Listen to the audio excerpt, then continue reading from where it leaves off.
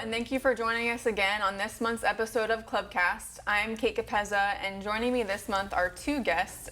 First, we have Will Armstead. He's our Boys and Girls Clubs of St. Lucie County's CEO, and then we have our Vice President of Donor Stewardship, Gaby Simpson, with us here too. So, Gaby and Will, thank you for joining us today. Yes, thank you for having us. Thank you. They are here to tell us a little bit about their roles within our organization, but also about their roles in the community as presidents of Fort Pierce Sunrise Kiwanis and Fort Pierce Rotary Club. So I'm excited for them to be here today to tell us a little bit about both of their roles and just how important it is for civic engagement in the community and how what we do at the Boys and Girls Clubs, it's important to go out in the community and to communicate with others and just to connect with the community so that we can all work together. So to start, I just want them to both tell us a little bit about first your roles within Boys and Girls Clubs of St. Lucie County. Why don't you go first? Okay. As Vice President of Donor Stewardship, my role is to connect and build relationships with everybody in the community and engage them with all the different programs that we have at the Boys and Girls Club, and also secure the resources we need to actually grow and keep developing the programs. Nice. Well, You did that in like less than 2 sentences. That was awesome. Well, I have the privilege of making sure that we keep our people inspired to do what we need to do in our organization, ensuring that our kids are in a safe environment where they can learn and grow. nice. Both very short and simple answers. What inspired you both to be in your roles with Boys and Girls Clubs? What sparked your interest to be in your role today? You want to go first? Come on, Gabby, you can go. You can do it. Okay. I would say joining the Boys and Girls Club was definitely a call to serve. I've shared the story a couple of times, but after COVID, I was praying to find that place where I will be of most service to my community. And it brought me back to my need and my belief on the investment we can do with our youth. So I was searching for job opportunities, and here comes this entry-level position within the Boys and Girls Club, and I started asking the community, actually, before I joined them, a little bit of feedback on what the organization does. There is a lot of nonprofits out there, so I wanted to make sure that I was coming to the right place, and the feedback I got from everybody was so good. Like, the fact that we remained open to be there for the first responders in that period of time talked to me a lot about our commitment to the community. And I had people who had the opportunity to volunteer with the organization that were not related to the organization before, and just said how wonderful job we're doing with delivering food and making sure that we were there for our community. So I just felt it was the right call, and also the description of the entry-level position fit so well with some of my experience. I have a background in communications. I had done events before. I worked with hospitality, and at the moment I was doing a lot of customer relations. And I just had, like, I was ticking all the boxes, and all of a sudden I called my cousin and I asked him to get feedback to, and he told me, I have these face masks and I have them all ready for Boys and Girls Club of St. Lucie County, and what were the odds that he will have that on? And I show up to my interview with 150 face masks for us, so I felt it was all like meant to be.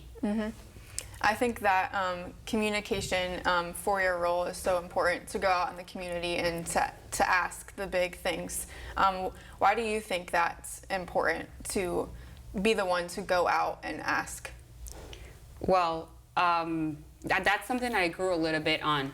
When I started, I was taking more of understanding the relationship with the donors, and by the time I was ready to go out and be that connecting piece, I had developed a bit of a bigger understanding of our community here in St. Lucie County and some of the donors. So having my background from communications and being able to listen, I think it's key. Being able to hear really what the need was, and also what the passion is behind the person that is willing to to give those resources, and connecting those two together, that's what makes the communication effective, is being a good listener and putting those pieces of information together, and also sharing what we do and being consistent with sharing how we do it. Right, exactly. Will, what have you seen are the growth of Boys and Girls Clubs of St. Lucie County? What have you seen in the past couple years that inspires you? You know, I have the privilege to work with some amazing people, to include yourself, Kate. Thank you. You know, we do a few things at the Boys and Girls Clubs is we challenge not just our young people, but we also challenge staff. I remember the first day talking to you about this role that you have right now, and you do such a phenomenal job. Thank you. The growth that I see with Boys and Girls Clubs is our ability to seek out talent and to grow the talent within our organization. My experience prior to Boys and Girls Clubs was not in the nonprofit space, so I spent a lot of years in the military, and I spent a lot of years in the corporate environment. So to come to a nonprofit was different, but the same, because it's a lot of processes that you have to put in place. You have to build a good team, a strong team, and there has to be outcomes in the end. And so what I've been seeing over the last few years is a lot of great outcomes. And with more outcomes comes with more responsibilities, more need in the community. People see us as a go-to organization on a lot of fronts, whether if it's inside the clubs, whether if it's mental health with our young people, whether if it's training and development. I've seen many of our staff move on from Boys and Girls Clubs to become CEOs and executives at other organizations. I've seen lots of tremendous growth within the organization. People who were putting data and information, and now they're VPs of, donor stewardship. So for me, just watching all of the growth, but also seeing a number of teenagers who come to our clubs every single day is so remarkable, because teenagers have an option. And most of the time, parents give them the option to come home and do their homework and do those things. But a lot of our teens are coming into our clubs at the numbers of like 300 a day, and they're making huge impacts in our community and doing things that they enjoy doing. So for me personally, I enjoy watching the show, because the show is always something new, something different, and the people that I get to work with every day really inspire me. And you mentioned opportunity, and I think having Boys and Girls Clubs isn't just a place for like teens to be after school, but the opportunities that they get through Boys and Girls Clubs is incredible. And Gaby, tell us a little bit about how you're able to go out and like get experiences for our teens, whether it's for career development or whether they come in and are guest speakers. Tell us a little bit about that experience. Definitely, opportunities is a key word on the programs and that we're offering on our clubs. It comes back again to being that listening to that opportunity, to that conversation that comes from developing the relations with key leadership out in the community, and just being ready to pick on that passion and know also what our programs are about to connect the dots. So let's talk a little bit about Cleveland Clinic.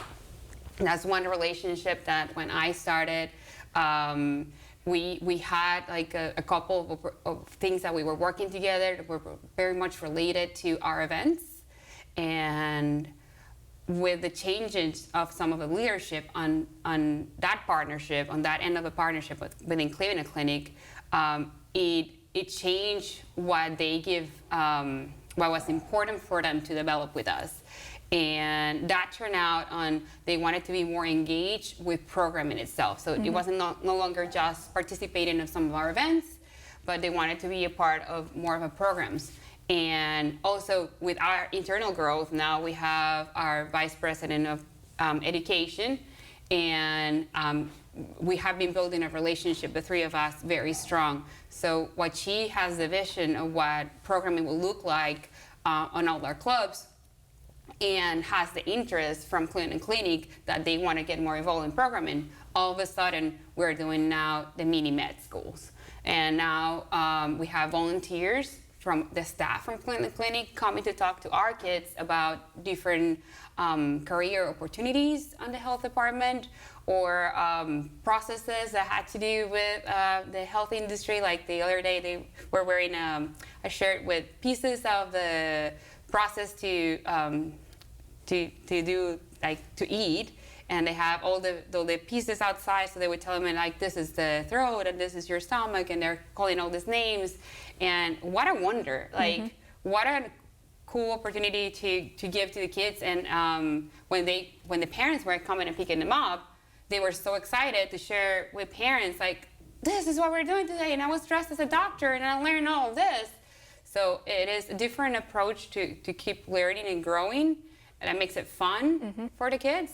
So that's how it happens. It's just listening on both sides and being able to connect to create the opportunities. And I think it's fun when kids can see other people than they're used to, other than their staff, to come in and do different activities with them. Speaking of that, yesterday, the Rotary Club, they delivered and donated dictionaries to our St. Lucie Elementary Club. Tell us a little bit about how that was.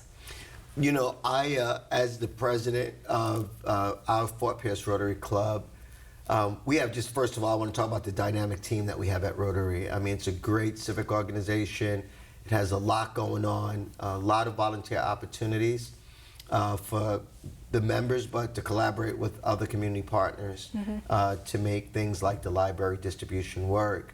And so in collaboration with, 5 or 6 other organizations that helped us purchase these dictionaries, we were able to go and give every second grader in St. Lucie County, a dictionary. That's awesome. And so the goal is to, I haven't looked at a dictionary in a very, very long time, but I do have one of those dictionaries now, because I'm like, wow, at my fingertips, like, I get to look at a lot of different things. It's just not words in it, it's telling you about different states and what's going on in those states, which we can look on the internet, but it's nice to have it in front of you, right? At your fingertips too. And it's nice for the kids, because despite what we may think, the kids were very excited to get that dictionary yesterday. And every school that we've been to so far, the kids are excited, but also the administration is excited. So that makes us happy that we're able to do something that fulfills both people at the same time. That's awesome. And it's nice to bring the old school way of doing things back for a little bit. Yes. Tell us a little bit more about Rotary, what you do in the community, and what your mission is in the community. So Rotary is across the globe. There's more than 1.4 million of us Rotarians, and in our civic duties, we want to make sure that we're in the community doing projects that benefit youth, but also benefit the collective, whatever that may be. So at our particular Rotary Club, we do things such as they renovate clubs, they plant trees, they do some storytelling. There's a number of things that the Rotary does for a lot of nonprofits in our community. But we also raise funds and we do some outreach in our community just to make sure that we're bringing a good bond with everyone. Right. And Gaby, tell us a little bit about Kiwanis and what you guys do in the community. Well, Kiwanis is also an international civic organization. Their focus is on serving the youth all through the world. They have developed a couple projects that actually make some serious impact on situations that are affect especially third world countries. They have a program that did something so simple. There was a condition that babies were being born with that it was related to the habits, the feeding habits of the mothers. And just by simply bringing salt to those communities, it changed that condition completely, because it was the lack of iron, idonicide, I'm going to say the right word. Iron. In the South, the brand stated that will make it the whole change. So they collected all the fundraisings together from all the clubs, and it's part of the projects that are ongoing, and I just bringing this out to the communities that don't have access to it, and they have to manage the condition that was in a high percentage to a minimal at this point. And one of the reasons I'm very proud to be a Kiwanis, but also we are a group of very active, civic-minded people, and we like to get our hands on. And one of the biggest projects we have in the community is at All Abilities Park at JC Park in Fort Pierce. We not only build the park with our own hands and help with many people from the community, including Rotarians and Boys and Girls Club kids even also came and helped build it up, but we are committed to keeping it up. So quarterly we go and we make sure that it's looking to part and that every piece of it is working in a good function. And now we just also added a little library, and because of the usage of a park has so much involvement with tourists, the people that don't live in the area, we have to constantly be feeding this little library because we're running out of books. And what a cool thing to be running out of books, that these kids are actually eager to get their hands on those pages and to read the stories. That is really cool. So very proud of the work we do with Kiwanis, and my role as president is just to lead them to continue to do the job they have been doing for almost 100 years. Nice. That's awesome what both of you guys are doing in the community. Well, if I can just add to that, Yeah. if you don't mind. So I think you heard kind of the same theme about what both organizations are doing. Both organizations are very strong in St. Lucie County, particularly in Fort Pierce. And Gaby mentioned water, right? Rotarians are the same. Like, we look at that, disaster relief and leadership development. Like, there's a lot that we, both organizations, have in common for the betterment of our community.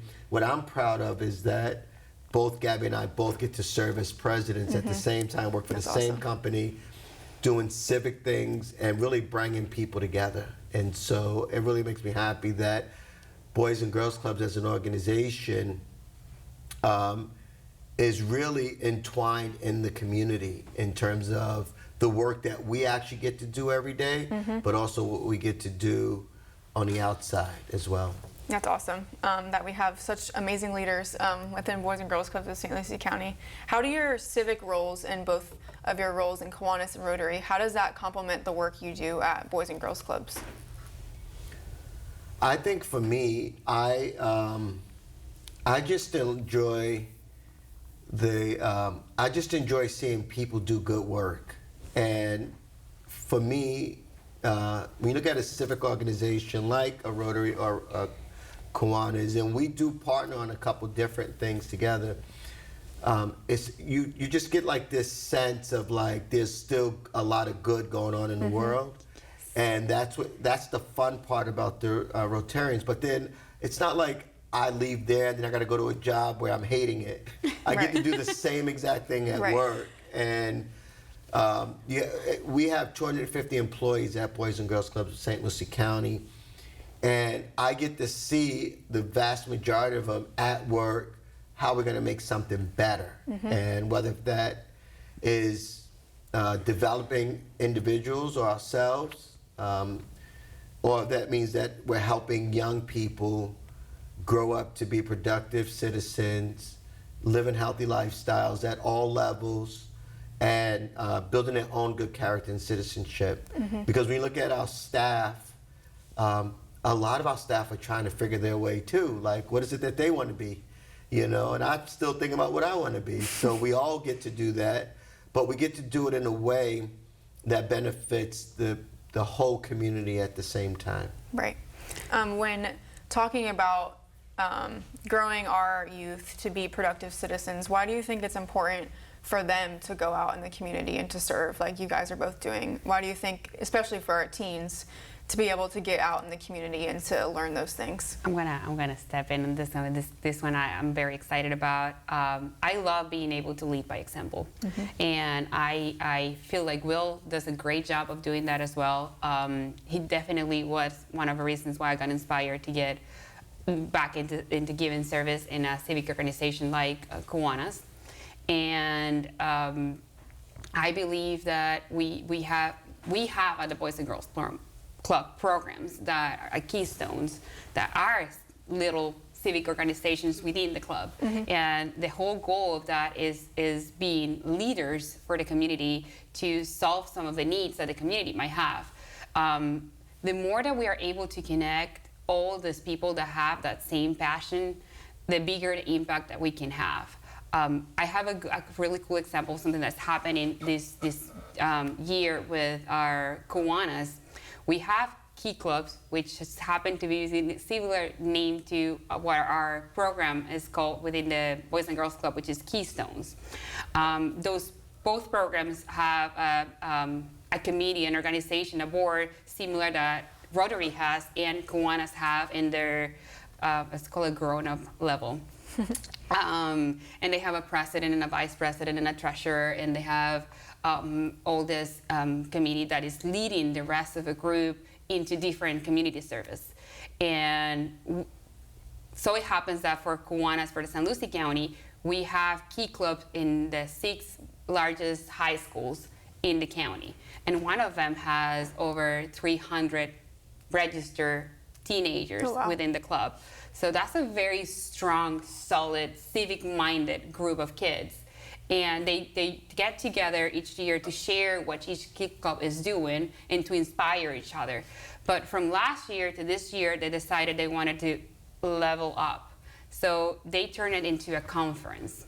So now this group of teenagers are organizing a conference for themselves, by themselves, and we are invited as Boys and Girls Club, and some of our keystones are going to be attending this conference. Nice. So you see how we're connecting all those dots together, and what this going to be bringing back later in leadership for our community, that they can see how they can help each other and do more.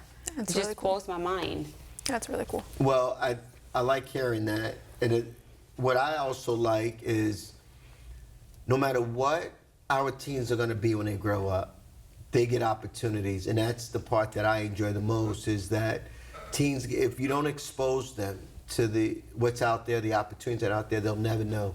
And so just as Gaby was talking about the key clubs, you know, I've met some of that. I know what school it is that has that 300, and that's a proud moment for that president to be able to get a group of their peers and to lead, you know, for them to do civic projects and just to kind of learn from each other. But at Boys and Girls Clubs, we're doing the same exact thing at a high level, where kids are getting introduced to the trades, kids are getting introduced to the medical school, like Gaby mentioned. They're getting introduced to a lot. They're getting introduced to go to colleges and universities to see what they really want. And we know that everyone's not going to go to college. You know, some of our kids are going to grow up and they're going to have families right away. But I like all of it, like, because we're building community, and it's always fun to watch all of our teens come in and find their niche, like what is it that they want to do and how they're going to make their place in this world. And I think that's what we do at Boys and Girls Clubs, and that's what we do, you know, in our respective civic organizations. And I'm proud to say that our organizations are strong. Like, you know about Kiwanis, you know about the Rotary clubs, and so I'm glad, you know, leaders like myself and Gaby get to be a part of it. That's so awesome. It's so rewarding to see the impact that Boys and Girls Clubs and the outside community has on our teens, and I'm excited to see the collaboration between the Key Club and the Keystone Club at the conference, so that's awesome. How can other people get involved with Rotary or Kiwanis or other civic engagements? How would you give a suggestion for that? We last year, a year ago, I want to say, we had a business leaders luncheon where we would bring leaders in, and we continue to look at just ways of being advocates. You know, like, I would say it's Gaby and I's job to talk about our respective civic organizations like speak about it, talk about it, get people excited about it. And people want to be around exciting things. So I think while we're out in the community, we're saying, Kate, hey, why don't you come and join us and see what's going on in our civic organization. And a little healthy competition is not bad either, right? You know, sometimes I give Gaby a little bit of hard time about me being a Rotarian and her being a Kiwanian. But we know what the end outcome is, and I think it's our jobs to figure out, along with the other Rotarians and Kiwanians and the other civic organizations, Lions Club, there's so many of them out there, that find one of them to be a part of, because it's beyond yourself. It's about, you know, and that's what we believe, service above self. So it's like, do something that's going to benefit the community. Right. Well, Kate has helped me recruit, because I've been trying really hard to recruit her to become a Kiwanis. But everybody is welcome to come to one of our breakfasts. We meet for breakfast every Thursday at 7:30 a.m. Right now we are meeting at Fort Pierce Yacht Club, and that also talks a little bit of what kind of civic organization are we. We like to get up and early and just start our day doing. And it's exciting to just come and hear and see if that will be a good fit for you. Nice. We actually do ours at lunch on Thursday. So if you don't like to get up at the crack of dawn, why don't you just come on over to the Rotarian side? That's why it's called Sunrise. That's what I think. Yes, yes. We like to watch the sunrise. Yes. Bless your heart. Well, Gaby and Will, thank you so much for joining us today. I was excited to have you both to tell us a little bit about your roles, but also within the community and the impact that has. So thank you both. You're very welcome. Thank you for having us. Thank you all for joining us, and we will see you next month.